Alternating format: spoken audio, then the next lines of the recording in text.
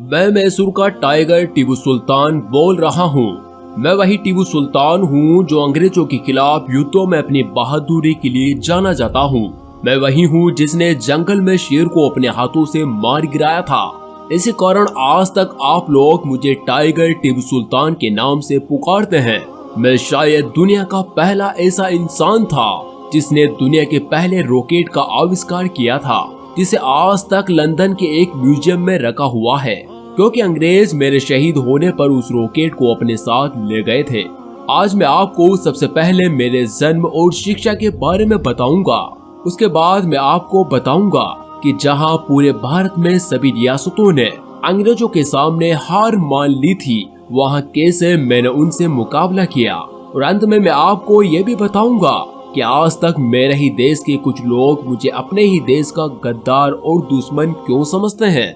इन सब बातों को विस्तार से जानने के लिए आपको वीडियो के अंत तक बने रहना होगा।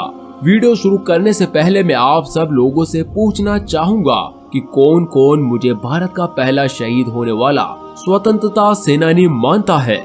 इसको आप कमेंट बॉक्स में मुझे जरूर बताएं और मुझसे मोहब्बत करने वाले इस यूट्यूब चैनल को सब्सक्राइब जरूर कर देवे। मेरा जन्म 20 नवंबर सन 1750 को वर्तमान कर्नाटक में स्थित देवनहल्ली में हुआ था।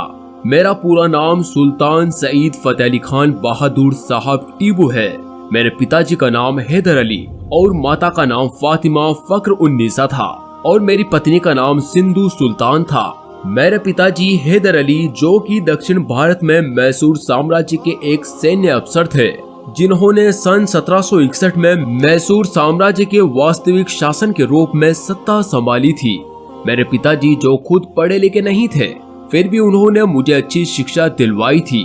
मैंने बहुत से विषयों में ज्ञान प्राप्त किया था।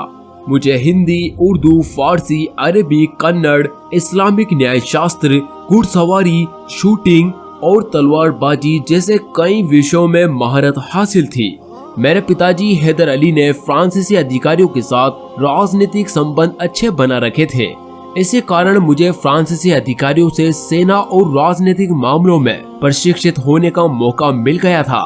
मेरा शुरुआती जीवन बहुत ही संघर्षमय था। जब मैं मात्र 15 साल का था, तभी से अपने पिताजी के साथ अंग्रेजों के खिलाफ युद्ध के मैदान में उतर गया था, जिस कारण ही मेरे पिताजी दक्षिण भारत में सबसे शक्तिशाली शासक बनकर उभरे थे। मैंने अपने पिताजी के साथ कई सफल सैन्य अभियानों में महत्वपूर्ण भूमिका निभाई थी। मुझे आमतौर पर लोग मैसूर के शेर के रूप में जानते हैं, क्योंकि मैंने शेर को अपने शासन के प्रतीक के रूप में अपनाया हुआ था। सन 1799 की बात थी, जब अंग्रेजों ने माहे के फ्रांसीसी द्वारा निमंत्रित बंदरगाह पर कब्जा कर लिया था, जो बंदरगाह मेरे ही कब्जे में था। उसे अंग्रेजों से वापस प्राप्त करने के लिए मेरे पिताजी हैदर अली ने अंग्रेजों के खिलाफ द्वितीय एंग्लो मैसूर युद्ध के रूप में एक अभियान चलाया था, जिसमें मेरे पिताजी ने महत्वपूर्ण सफलता हासिल की थी। हालांकि जैसे जैसे युद्ध आगे बढ़ता चला गया, मेरे पिताजी को कैंसर जैसी बीमारी ने घेर लिया, जिसके कारण उनकी सन 1782 में ही मृत्यु हो गई। मेरे पिताजी की मृत्यु होने के बाद मैंने ही 22 दिसंबर सन 1782 को मैसूर का साम्राज्य संभाला था। मैसूर का शासक बनने के तुरंत बाद ही मैंने अंग्रेजों की अग्रिमों की जांच करने के लिए मराठों और मुगलों के साथ गठबंधन कर सैन्य रणनीतियों पर काम करना शुरू कर दिया था। शासन के रूप में मेरे पिताजी ने जितनी भी परियोजनाएं चला रखी थी, उन सभी परियोजनाओं को मैंने ही पूरा करवाया था। मैंने मैसूर में सड़कें, पुल, प्रजा के लिए मकान, बंदरगाह आदि बनवाए।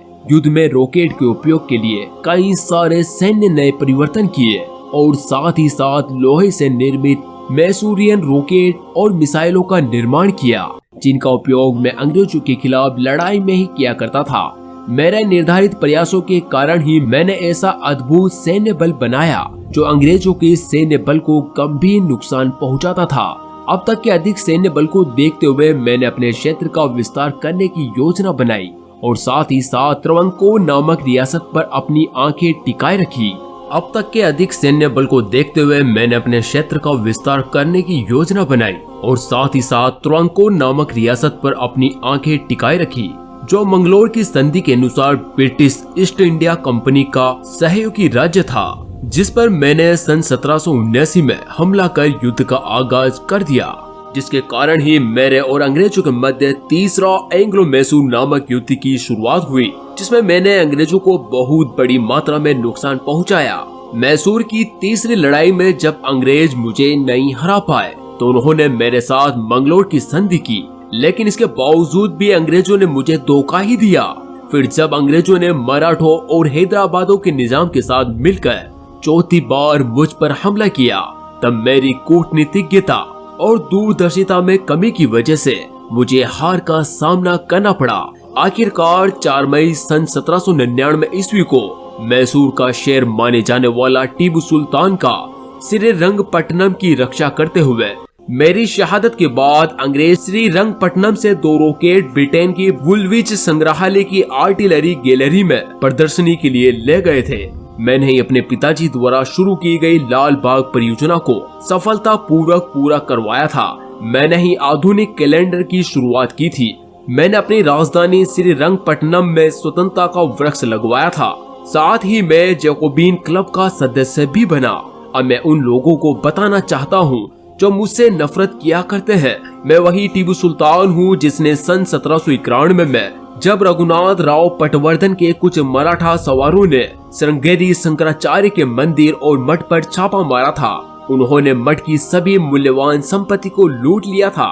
इस हमले में कई लोग मारे भी गए थे, जहाँ के शंकराचार्य ने मदद के लिए मुझसे ही अर्जी लगाई थी, जिसके बाद मैंने शंकराचार्य को चिट्ठी के द्वारा लुटेरों पर आक्रोश और दुख व्यक्त किया था। इसके बाद मैंने अपने बेदनूर के आसिफ को आदेश देकर 200 राहत नकद धन और कई सारे उपहार दिए थे। श्रृंगेरी मंदिर में मेरी दिलचस्पी काफी सालों तक जारी रही। इस तरह मैंने कई हिंदू मंदिरों को भी तोहफे पेश किए थे। मैं आपको बताना चाहता हूँ कि मेलकोट के मंदिर में सोने चांदी के बर्तन हैं, जिनके शिलालेख बताते हैं कि यह भेंट मैं नहीं किए थे। अब मैं उन लोगों से पूछना चाहूँगा, अब भी आप मुझे नफरत भरी नजरों से देखोगे? जाते जाते मैं आपको ये भी बताना चाहूँगा, मेरी तलवार पर रत्न जड़ित बाघ की आकृति बनी हुई है, जिसे मेरी मौत के बाद आज तक म्यूजियम में रखा हुआ है, जिसकी कीमत वर्तमान में लगभग 21 करोड़ रुपए बताई जाती है।